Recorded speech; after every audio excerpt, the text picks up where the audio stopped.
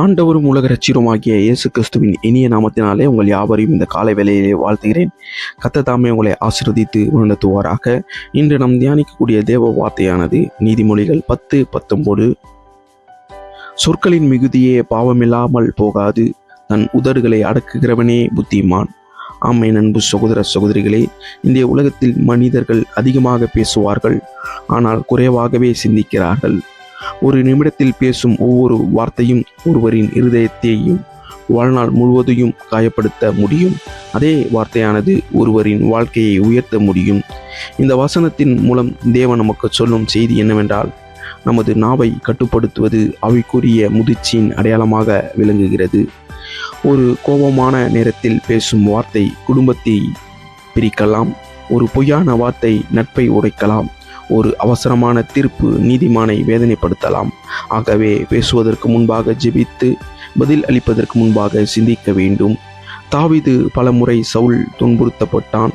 இருந்தாலும் சவுலுக்கு எதிராக அவசரமாக பேசவில்லை, பழிவாங்கவும் இல்லை.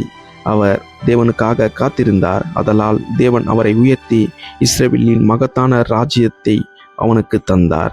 நெகேமியாவுக்கு எதிராக அவதூறுகள் வந்தபோதும் தேவையற்ற விவாதங்களில் ஈடுபடவில்லை. அவர் தேவன் கொடுத்த பணியை கவனமாக செய்தார். அதனால் பலனாக எருசலேமின் மதில்களை மீண்டும் கட்டப்பட்டது. நம்முடைய ஆண்டவர் இயேசு கிறிஸ்து அவர் மேல் பொய் குற்றங்கள் சுமத்தப்பட்ட போதும் பல நேரங்களில் அமைதியாக இருந்தார். அவருடைய அமைதி தேவனுடைய சித்தத்தை நிறைவேற்றியது. சில நேரங்களில் அமைதியே மிகப்பெரிய சாட்சியை உருவாக்கும். சோஷியல் மீடியாக்களில் வரும் உறுதியற்ற செய்திகளை பகிர வேண்டாம். கோபத்தில் பேசும் வார்த்தையை விட அன்பில் பேசும் வார்த்தை தேர்ந்தெடுங்கள்.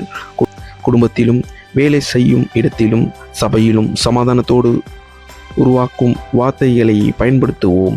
நாம் பேசும் ஒவ்வொரு வார்த்தையும் ஒருவரின் வாழ்க்கையை மாற்றும் சக்தி உடையது என்பதை நினைவில் கொள்வோம்.